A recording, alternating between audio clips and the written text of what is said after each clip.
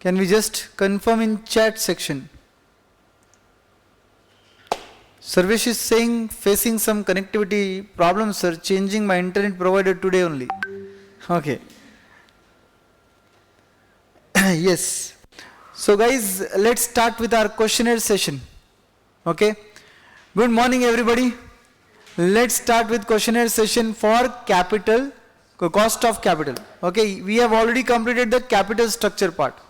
And now we have to start with the cost of capital. Okay. We have today extra time because anyways cost of capital is a lengthy topic which I want to cover. Okay. From questionnaire part. Questionnaire discussion cost of capital पर थोड़ा ज़्यादा होगा. Okay. Are you guys ready?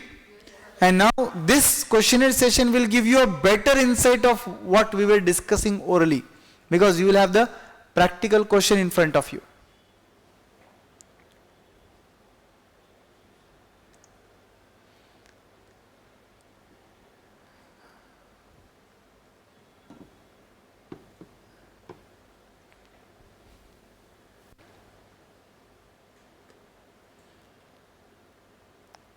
Yes, can you see my screen? All of you? Is it now readable? Yes. Chapter number 4, cost of capital, the very first question on your screen. क्या बोलता है ये first question? 5 years ago, Sona Limited issued 12% irredeemable debentures at what price? 103. 5 years ago. At 3 rupees premium to their par value of rupees 100. ये तो अपने को भी समझता, but इन्होंने बोल दिया है. The current market price of these debentures is 94 rupees. Current market price. If the company pays a corporate tax rate of 35%, calculate the current cost of debenture capital. Tell me, what is your NI? What is your NI in this case? Sorry, NP. What is your NP in this case? 94 rupees or 103? 94. Because 5 years ago they were issued at 103, but currently the market price is 94. So obviously currently if I issue new debenture, I will get net proceeds in my pocket how much? 94. Now can you tell me the interest amount? 12. So make it I into 1 minus T. Tax rate is 0.35. So 12 into 0.65 divided by 94 into 100. 8.30. 8.30 is your correct answer. Don't worry about the presentation part. This will be rectified when you will get your notes. Okay. So your answer is correct, everyone. So that means what you learned from this question. Why I selected this question as your questionnaire session? मैं ये question क्यों select किया गया था? 5 years ago का price matter नहीं करता है, हिस्टोरिक हो गया वो. अभी जो चल रहा है वो प्राइस को देखो, that will be your net proceeds. Are you understanding? Because you are calculating the cost of debenture currently. So you should take current net proceed, not the historical net proceed. Correct guys? सबको समझ रहा है क्या? Okay. Second question. Company issued 10% debentures of 100 each at a premium of 10% on 1/4/2017 and to be matured on 1/4/2022. Correct? The debentures will be redeemed on maturity. Compute the cost of debentures assuming 35% tax rate. बोलिए 35% tax rate assume करके इसका cost of debenture निकालना है आपको. आपका redeemable का formula use होगा या इररेडीमेबल का? रेडीमेबल का यूज होगा. बोलिए अभी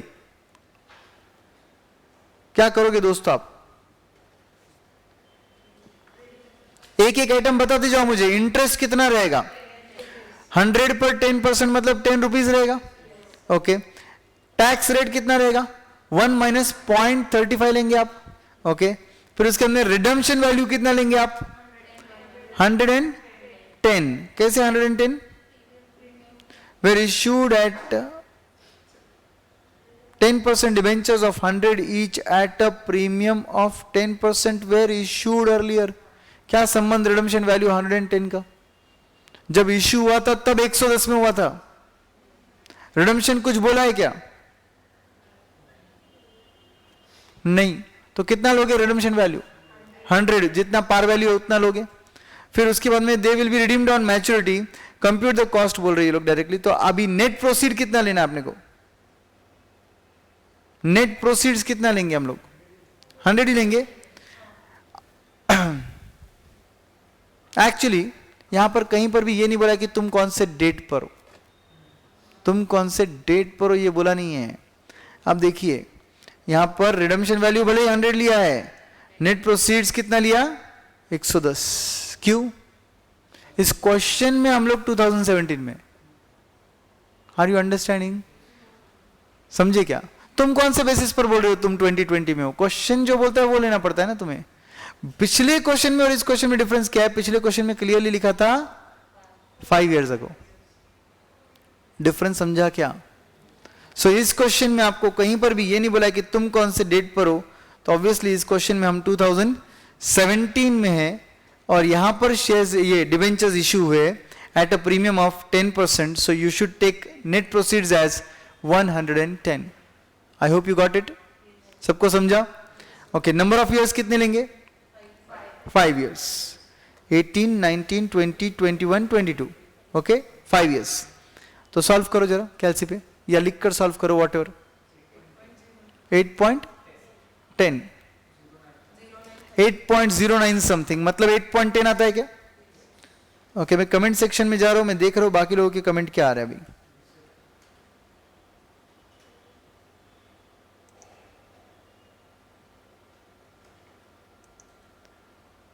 जस्ट कमेंट में मुझे, अच्छा डिसेबल हो गया कमेंट, फिर से कमेंट डिसेबल हो गया है।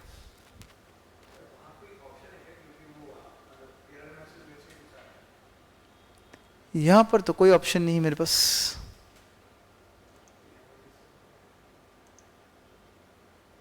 नाउ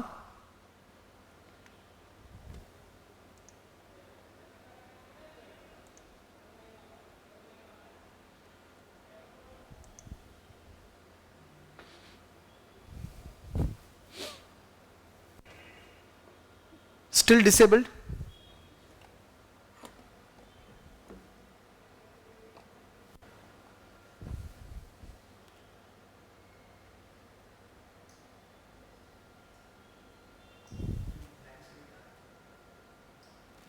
कहां पर?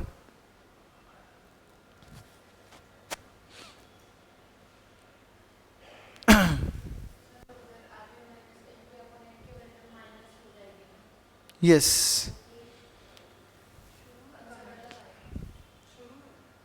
क्या कमेंट सेक्शन शुरू है? अभी जस्ट ऑन किया मैंने इसलिए पूछा। नहीं, मुझे आ नहीं रहा है कमेंट कोई। सेंड करो कोई। नॉट एक्टिव ना? ठीक है, कमेंट सेक्शन डिसेबल्ड है, कोई बात नहीं, चलो होता है ऐसा। टेक्नोलॉजी हमारे हाथ में है क्या? नहीं है, मगर पढ़ना हमारे हाथ में है ना। ऐसा सोचेंगे स्ट्रीमिंग में कोई कमेंट अवेलेबल ही नहीं ऑप्शन। ठीक है, जो लोग स्ट्रीमिंग में देख रहे हैं मैं उनके लिए बोल रहा हूँ, ऐसा सोच लो आज के एक दिन के लिए। लेट्स बी पॉजिटिव, जो भी सिचुएशन है उसको फेस करना हर वक्त आना चाहिए अपने को। So guys let's start. Yes friends, तो ये जो सेकेंड पार्ट है ना, इसका नेगेटिव आंसर आएगा आपका, क्योंकि 110 ज्यादा अमाउंट है और आरवी जो नेट प्रोसीड्स है वो कम अमाउंट है 100। सो ये -10 आएगा और फिर -10 को क्या करना पड़ेगा? माइनस -10 को डिवाइड बाय 5, तो -2 हो जाएगा। ठीक है, कोई बात नहीं। आपका फाइनल आंसर कितना आया? 4.29।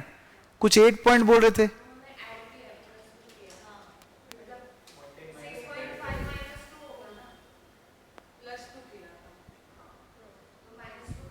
+2 क्यों किया? -2 करना पड़ेगा आपको। आपका आंसर यहां पर 4.28 आता है, 4.28 आता है। ये वाला पार्ट का आंसर -2 आया है। करेक्ट है क्या गाइज? ये -2 आया है। 10 इंटू 0.65 -2 डिवाइडेड बाय 105 और लास्ट में into 100, your final answer is 4.28%. 4.28%. Are you getting the same answers? So have you learned two things in two different question? पहले जहां क्वेश्चन में बोला है हिस्टोरिकली कुछ, उसको इग्नोर मत. जहां पर आपको 2-3 साल पहले की डेट दी रहेगी तो डोंट अज्यूम कि आप करंट डेट पर हो.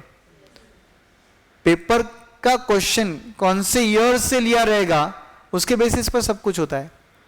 समझे? Yes. Now come to next question. Question number 3.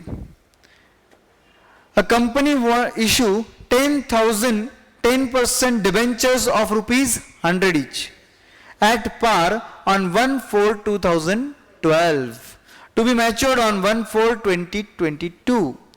The company wants to know the cost of its debt on 1/4/2017. मतलब इस क्वेश्चन में आप कौन से डेट पर हो? 1/4/2017. When the market price of the debenture is rupees 80, मतलब अभी का प्राइस, अभी कौन सी डेट है? 2017. और अभी का प्राइस कितना है? 80. तो क्या बन गया वो? नेट प्रोसीड्स बन गए वो. Correct. Compute the cost of existing debentures assuming tax rate 35%. कैलसी पे निकाल के बताओ. चलो everyone please calculate. Will you use 2012 का इंफॉर्मेशन, 2012 का इंफॉर्मेशन यूज करोगे क्या?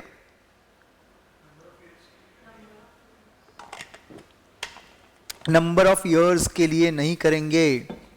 अभी से कितने इयर्स है वो देखना पड़ेगा. अभी से कितने इयर्स है वो देखो ना. अभी कौन से डेट पर हो तुम?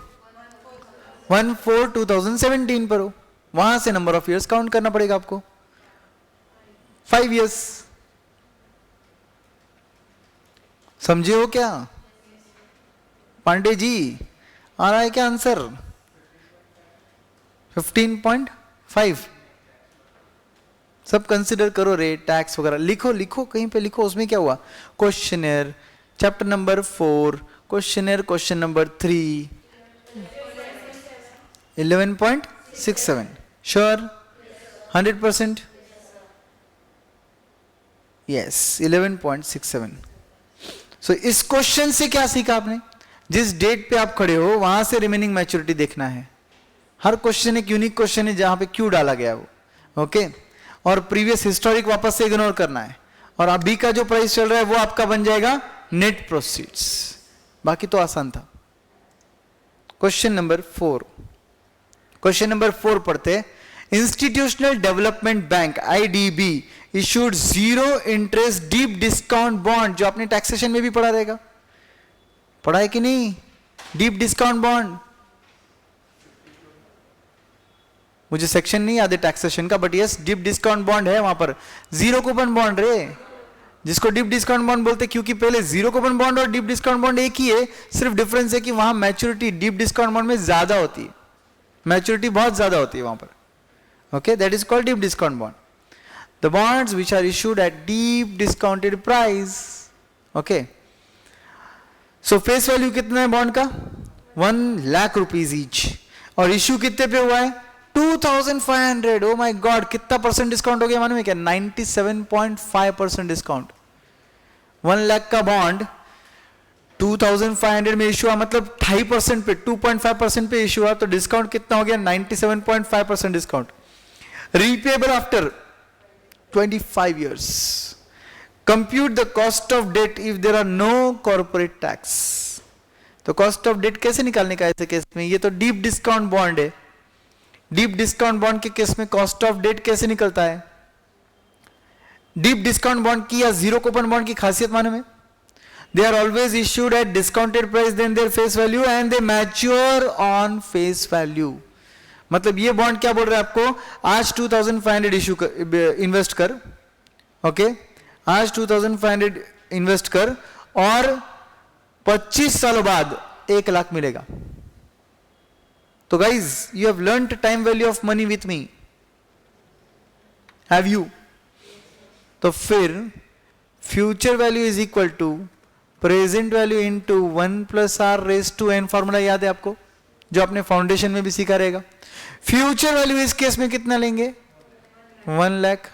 प्रेजेंट वैल्यू कितना लेंगे 2500, 1 प्लस आर कितना लेंगे पता नहीं है, वही तो निकालना है, n number of years 25 years. इसको बस सॉल्व करना है आपको, इसको सॉल्व करना है और आपका आंसर आ जाएगा।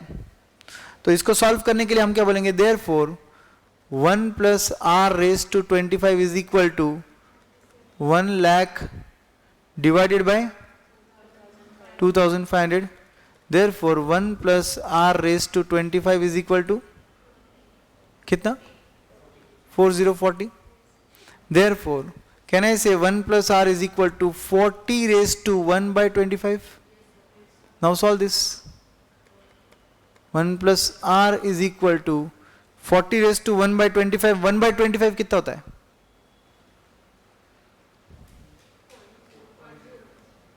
कितना 0.04। इसको सॉल्व करो, 1 plus R is equal to, sir इसको सॉल्व कैसे करते सर, ये भी बता दो, है ना। आईसीआई का आंसर देखोगे तो भाई साहब उन्होंने ट्रायल एरर किया, ट्रायल एरर, बट यहां पर ट्रायल एरर की कोई जरूरत नहीं है। कैलसी लो 40 है ना, 40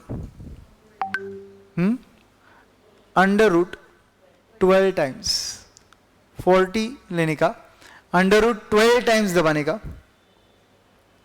फिर -1 करने का, इनटू वो जो पावर है ना ये वाली पावर मल्टीप्लाई करने का 0.04, प्लस 1 करने का, इनटू इक्वल टू 12 टाइम्स करने का। ये मैथमेटिकल टेक्निक है उसको सॉल्व करने की। 1.16 आंसर आता है, आया क्या। Therefore R is equal to 1.16 minus 1 into 100। R rate of return होता है ना, इंटरेस्ट रेट है ना, तो फिर R is equal to 16%।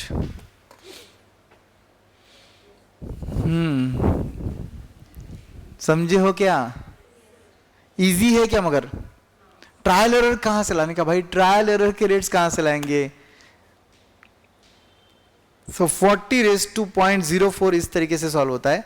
40 को अंडर रूट 12 टाइम्स करने का, पहले कैलसी पे 40 टाइप करने का, 12 टाइम्स रूट दबाने का, फिर उसके बाद में -1 करने का जो भी आता है, फिर इनटू पावर करने का, तो यहां पर पावर कितना था 0.04, फिर +1 दबाने का, और फिर इनटू इज इक्वल टू 12 दबाने का, फिर आपका आंसर आएगा 1.16। अब वो किसका आया, 1 प्लस आर का आंसर आया, तो अपने को आर निकालना था, इसलिए आर इज इक्वल टू 1.16 में से 1 माइनस किया, और फिर आपका आर का आंसर आता है 16%। Are you getting the answer, have you understood the solution. So let's check. Yes guys, almost same, 15.89 they are getting using trial error and we are getting 16%। तो अगर डाउटफुल लगता है ऐसा तो अप्रॉक्स डाल देने का, अप्रॉक्स, बट अपना जो सॉल्यूशन है वो एकदम करेक्ट है। इन्होंने जो लिया ये देखो,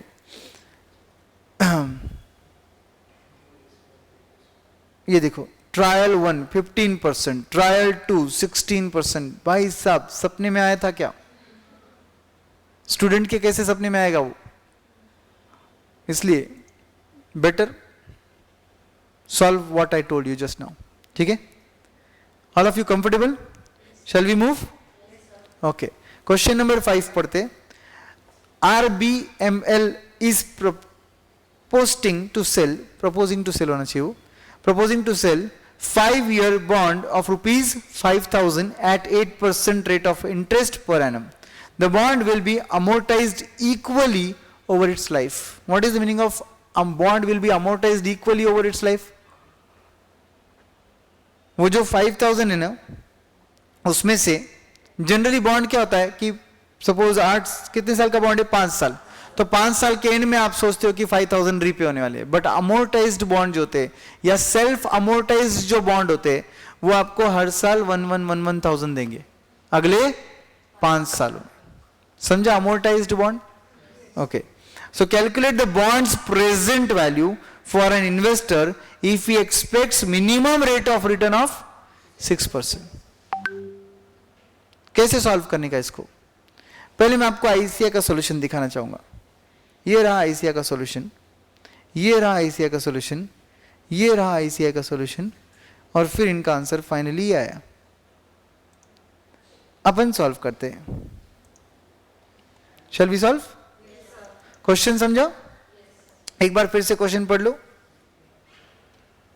क्वेश्चन आपको बोलता है कि एक बॉन्ड इश्यू हो रहा है, कितने सालों के लिए? 5 इयर्स के लिए. सेल्फ अमोर्टाइज बॉन्ड बोलते हैं उसको, जिसका फेस वैल्यू कितना है? 5000. रेट ऑफ इंटरेस्ट कितना रहेगा? 8%. ये फैक्ट्स याद रखो, अपने को सॉल्यूशन के वक्त काम में आएंगे. और फिर इन्होंने बोला बॉन्ड इक्वली अमोर्टाइज हो जाएगा 5 इयर्स में. ओके, कभी कभी ऐसा भी होता है 10 साल का बॉन्ड रहता है, लास्ट के 5 इयर्स में अमोर्टाइज होता है. तो पहले 5 साल वो इंटरेस्ट देगा, लास्ट के 5 साल वो interest as well as principal देगा. मगर इस क्वेश्चन में ऐसा नहीं है. इस क्वेश्चन में पहले साल से 5वें साल तक interest as well as principal दिया जाएगा. सो इनका प्रेजेंट वैल्यू निकालना है. अगर आपको मिनिमम रिक्वायर्ड रेट कितना चाहिए? 6% चाहिए. तो इसको सॉल्व करने के लिए हम लोग बोलेंगे सबसे पहले calculation of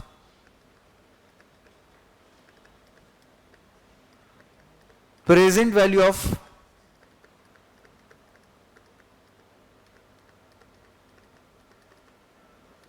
of self amortising bond.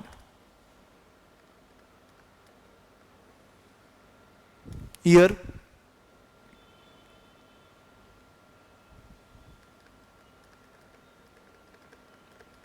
Principal amount,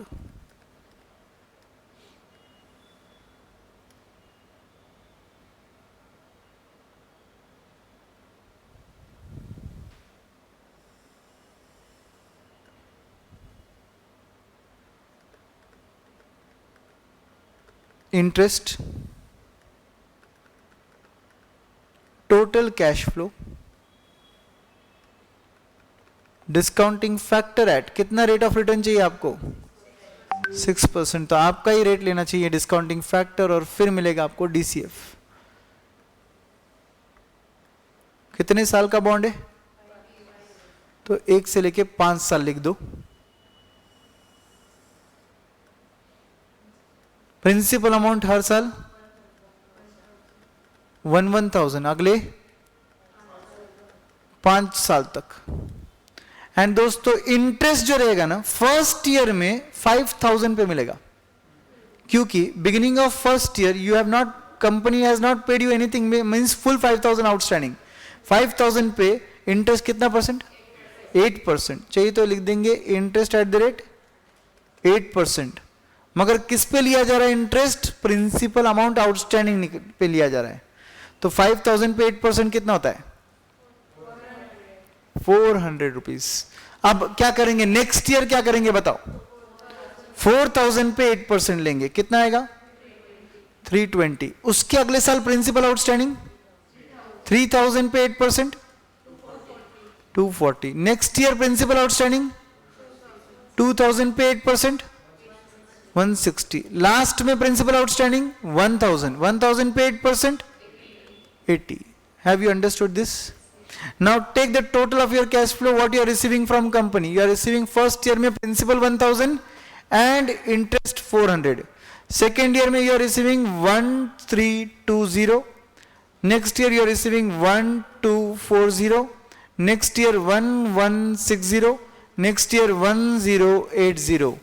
This is nothing but principal as well as interest. Principal as well as interest. Now discounting factor 1 divided by 1.06 is equal to first year का factor 0.94 round क्या 0.94 ये कम से कम 4 decimal बोलो 9434. Next year is equal to press करेंगे 0.8899. उसके next year is equal to 0.8396. 0.7996. Next year is equal to 0.7921. Last year is equal to 0.7. 77. Achha, 7473. Are you getting these factors? Now multiply these factors with the cash flow, get your present value. 1400 into 0.9434. हाँ, कितना? 1329. इसको round of करना है आपको.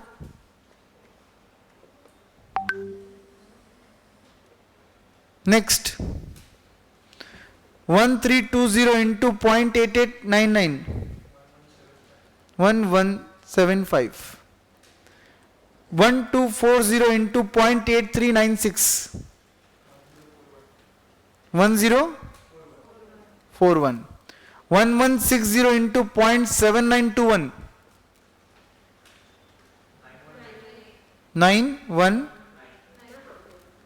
919. And lastly 1080 into 0.7473. 807. Total.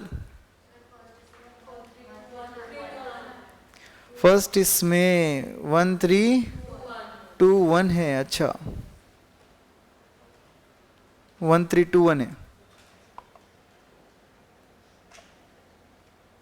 First इसमें 1321 है. चलो बोलो मुझे इन सब का टोटल कितना आता है दोस्तों? 5263. टोटल प्रेजेंट वैल्यू बोल सकते हैं. टोटल प्रेजेंट वैल्यू कितना आ गया? 5263. That means present value of the bond is 5263. Let's cross check. यहां से सॉल्यूशन स्टार्ट है इनका. ये सॉल्यूशन है, ये सॉल्यूशन है. 52 करेक्ट. तो भाई कुछ चीजें जो बहुत सिंपल तरीके से स्टूडेंट्स को समझ सकती है और कंसेप्चुअली बेटर समझ सकती है, उनको इतना कॉम्प्लिकेट करके सॉल्व करने की जरूरत नहीं है. सॉल्यूशन वही है, लॉजिक वही है, बट स्टेप्स इतने सारे इन्वॉल्व है जिनकी कोई जरूरत ही नहीं है. तो आई hope you like this presentation better. Okay, चलिए क्वेश्चन नंबर 6 पढ़िए अभी. Mister Mehra has purchased a share of Alpha Limited for ₹1000.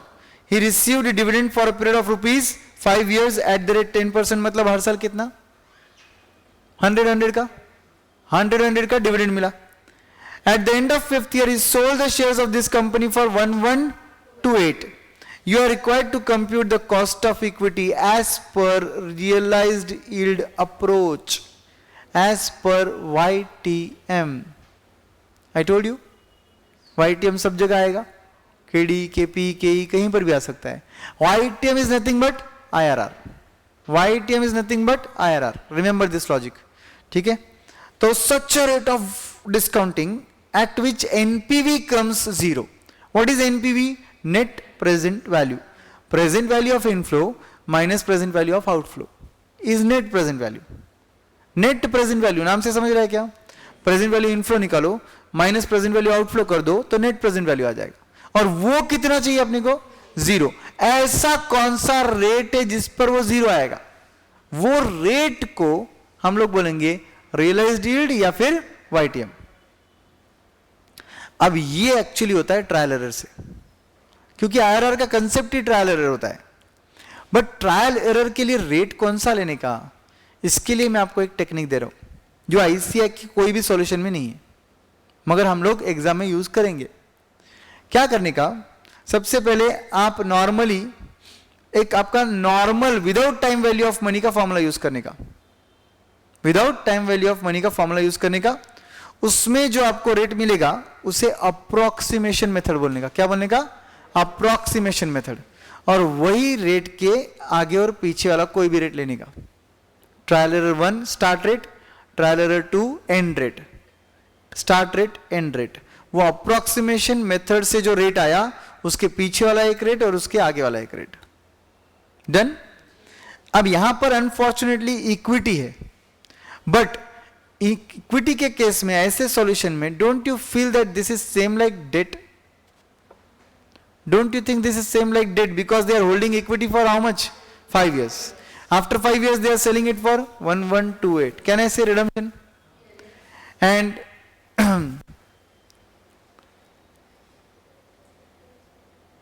after 5 years they are redeeming at 1128. The number of years are 5 years.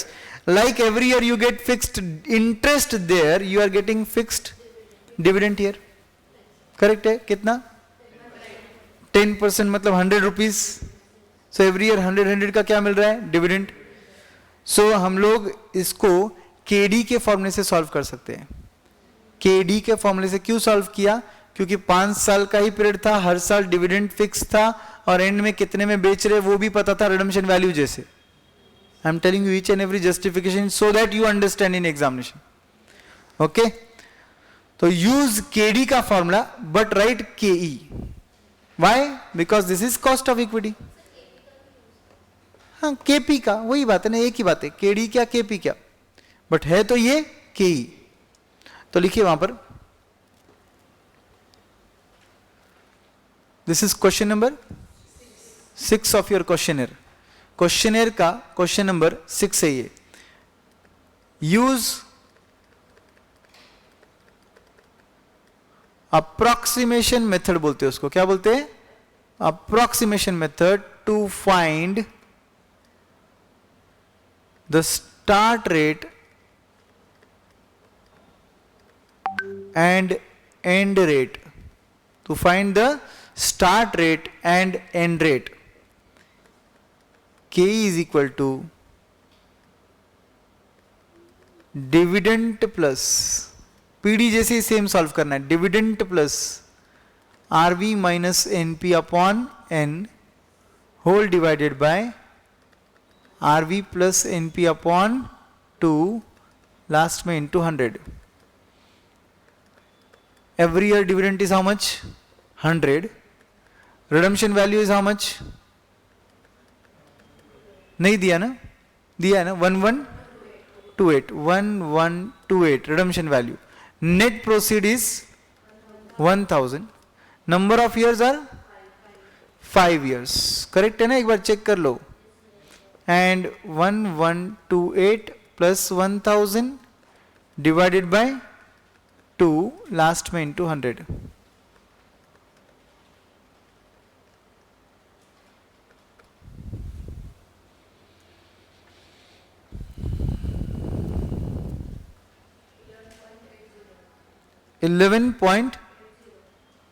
Check करो सब लोग.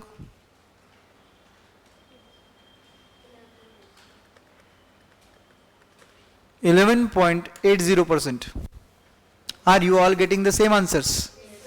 11.80. Okay, let's go there. And क्या लिया इन्होंने? 12%. Everybody कितना परसेंट लिया? 12%. अपना कितना आया?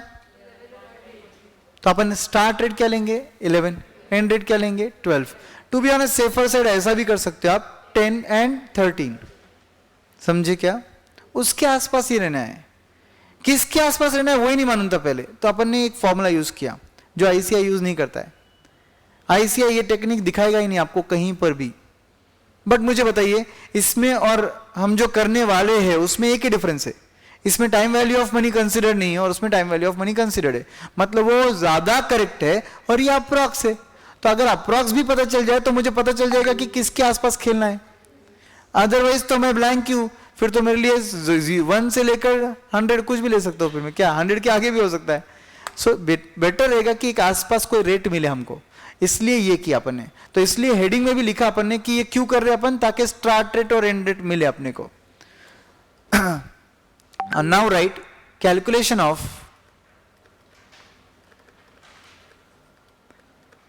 Realised yield YTM. Calculation of realized yield into bracket YTM. Here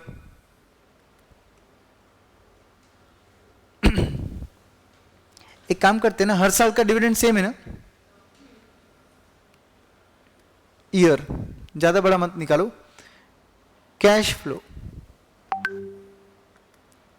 discounting factor at the rate 11%, DCF,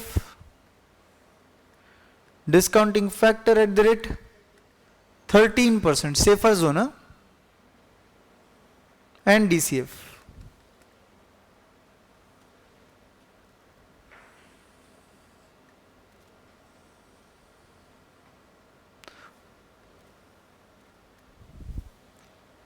Zero year, 1-5 years, and last में फिफ्थ, 0 ईयर नहीं, सॉरी 0 ईयर नहीं आएगा, हाँ ठीक है चलो, 0 ईयर, 1-5 ईयर एंड 5 ईयर, ये ले लो। चलो एनपीवी निकालना है ना, वैसे भी अपने को नेट प्रेजेंट वैल्यू निकालना है अपने को। हम लोग जो सॉल्व कर रहे हैं ना बेटा, ये ज्यादा बेटर अंडरस्टैंडिंग देगा आपको कि अपन क्या सॉल्व कर रहे हैं, रादर देन आईसीआई के जो मेथोडोलॉजी है। बोलो 0 ईयर आज है, आज मैं उस बॉन्ड को कितने में खरीदूं, आउटफ्लो कितने में, 1000 रुपए में, तो मैं बोलूंगा 0th ईयर में मेरा 1000 का आउटफ्लो होगा, जिसका फैक्टर 1 है तो ये भी 1000 होगा, और यहां पर भी फैक्टर 1 है तो ये भी 1000 होगा। कोई भी रेट ले लो, 0 ईयर का फैक्टर तो 1 ही रहेगा, क्योंकि आज का 1 रुपया तो आज का 1 रुपया ही है। Okay, now friends, 1-5 every year you are getting 100 का dividend, are you with me? Okay, so now every year we are getting dividend of 100, and 5th year के end में we are getting redemption value of 1128 ना, 1128 था ना वो, yes। now 11% से factor निकालो, PVAF 3.6958, correct है क्या सब लोग? देखो 1 divided by 1.11 is equal to 5 बार, फिर डायरेक्ट जीटी, ओके। और 5th ईयर का कितना था, 0 पॉइंट, वो निकालते वक्त 5th ईयर का फैक्टर मिला रहेगा ना,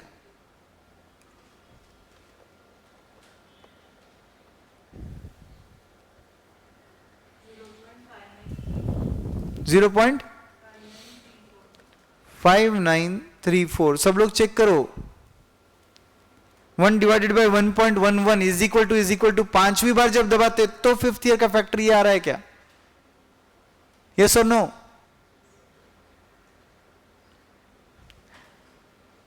now friends multiply this, you will get 369.58, correct.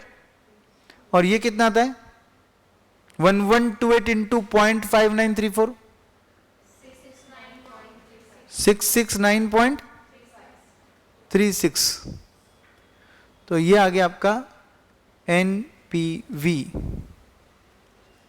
कितना आता है आपका NPV? Net present value, inflows की वैल्यू ऐड करो, आउटफ्लो लेस करो, 38.94 आया सबका ये पॉजिटिव नंबर, ओके। अब आप 1 डिवाइडेड बाय 1.13 करोगे, इज इक्वल टू 5 बार दबाओगे, 5वीं बार का फैक्टर पहले नीचे लिखोगे। डबल मेहनत की पिछली बार आपने, मुझे लगा स्मार्ट रहोगे आप, आपको एक्सपर्ट बनना है। 1 डिवाइडेड बाय 1.13 इक्वल टू 5 बार कितना है? 0.5428, और जीटी दबाओ अभी 3.5172। नाउ मल्टीप्लाई करेंगे तो 351.72 पहला आंसर आया, करेक्ट। और सेकेंड आंसर 1128 इंटू 0.5428, 612.28। एनपीवी निकालो इधर का,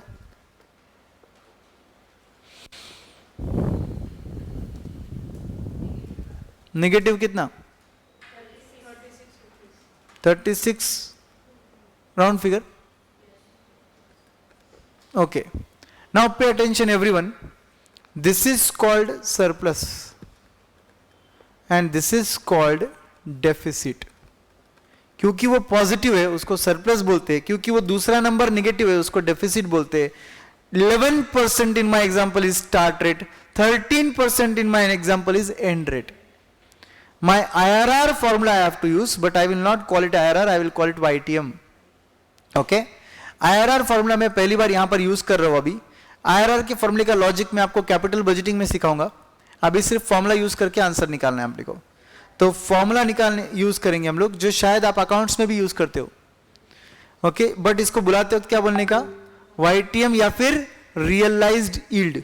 okay, is nothing but start rate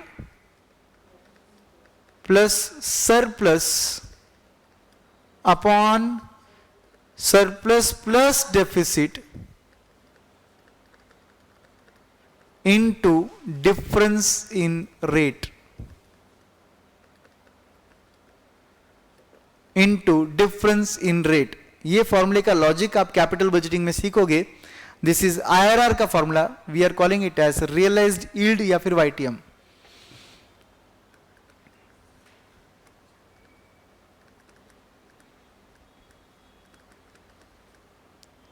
so guys, start rate कितना था? 11%। सरप्लस कितना आया?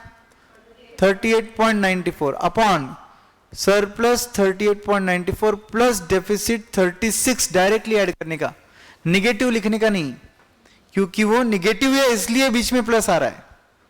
Into difference in rate. Start rate और एंड रेट का डिफरेंस कितना है अपना? 13 एंड 11 का डिफरेंस कितना है? 2। So guys solve this and you will get your realised yield. Realised yield और YTM कितना? 12.04। ठीक है, उसको 12 बोला तो भी चलेगा, बट 12.04 अपना जो आंसर आया वो। Are you understanding? तो हम लोग क्या करते हैं, हम लोग नॉर्मल फॉर्मूला पुटअप करते हैं और उससे एक स्टार्ट रेट एंड रेट समझ जाता है हमको, फिर अपन ट्रायल एरर से आंसर निकालते हैं। वो ट्रायल एरर है ही नहीं अपने लिए, अपने दो फिक्स्ड रेट है वो। ओके, ICAI डायरेक्टली आपको स्टार्ट रेट एंड रेट देगा और अपने का आंसर दिखाता है डायरेक्ट। अपना आंसर 12.04 आया, उनका आंसर देखा क्या उन्होंने तो कितना जबरदस्त किया। करेक्ट, 12 लेते थे तो .0 आ जाता था, मगर 12 लेते थे और फिर कुछ पॉजिटिव नंबर 2-4 रुपए बचता था। तो अगर मैं यहां पर एंड रेट पे इधर बोल रहे हो ना आप, तो इधर अगर मैं 12 ले लेता था और सपोज गलती से कुछ भी कारण की वजह से इधर पॉजिटिव नंबर 2-5 रुपए आते थे, तो क्या होता था?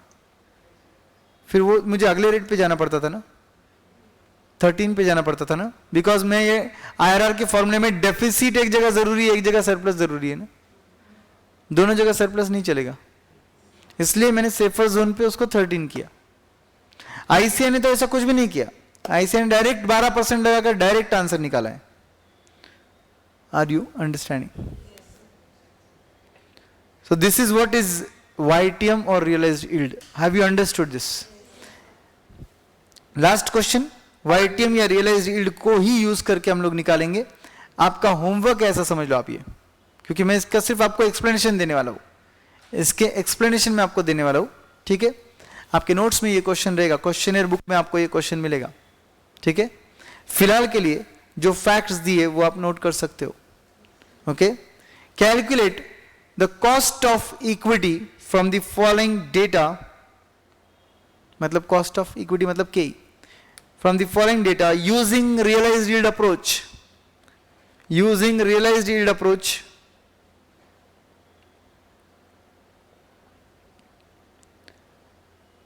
ईयर,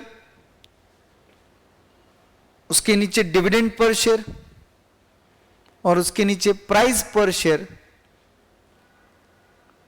सबसे पहले ईयर, उसके नीचे डिविडेंड पर शेयर, उसके नीचे प्राइस पर शेयर। प्राइस पर शेयर एट द बिगिनिंग लिखो, प्राइस पर शेयर के आगे एट द बिगिनिंग लिखो, मतलब डिविडेंड पर शेयर कब है?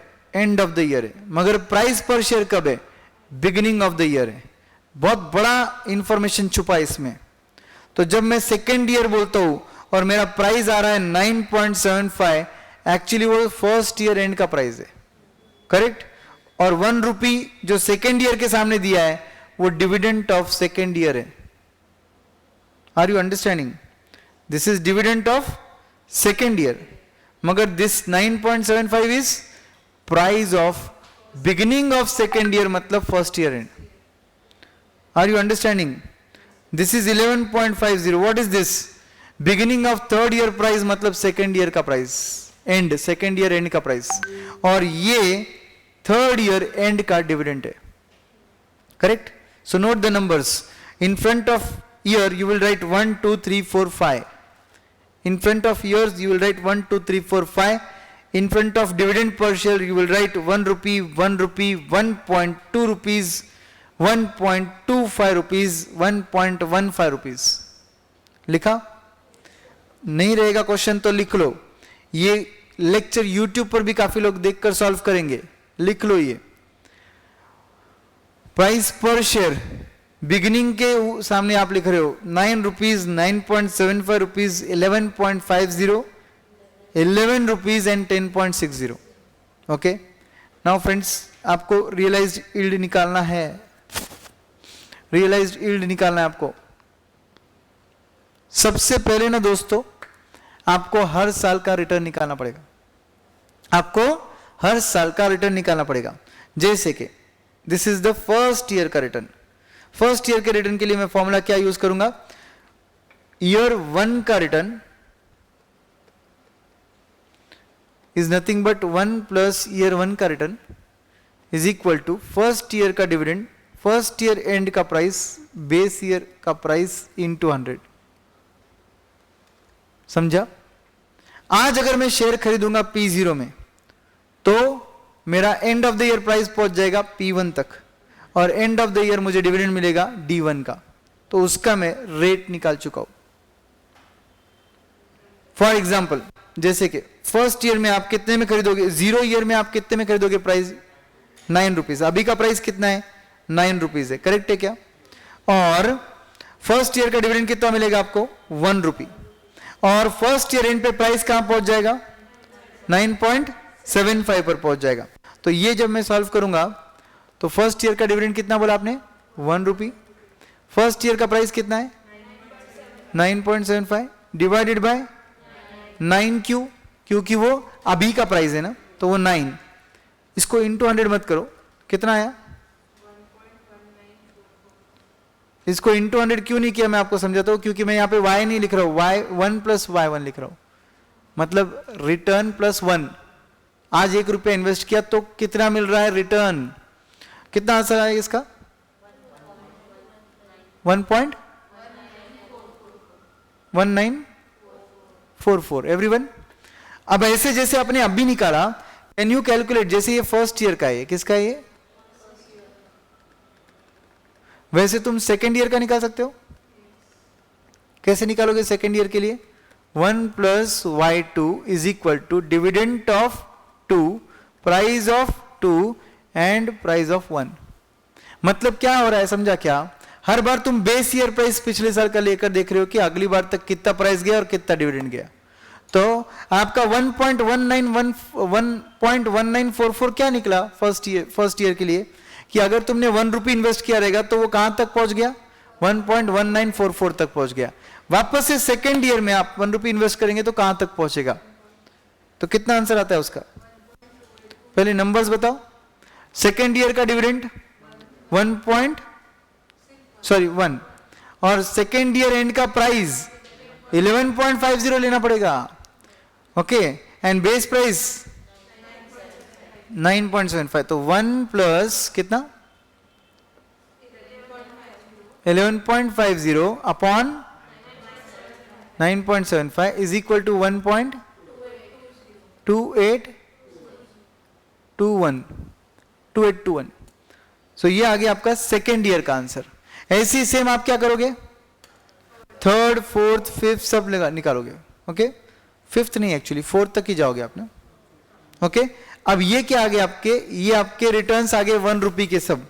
ओके, इनका आपको ज्योमेट्रिक मीन निकालना पड़ेगा, इनका आपको ज्योमेट्रिक मीन निकालना पड़ेगा, क्योंकि आपने क्या किया, 1 इन्वेस्ट किया तो कितना हो रहा है वो निकाला आपने।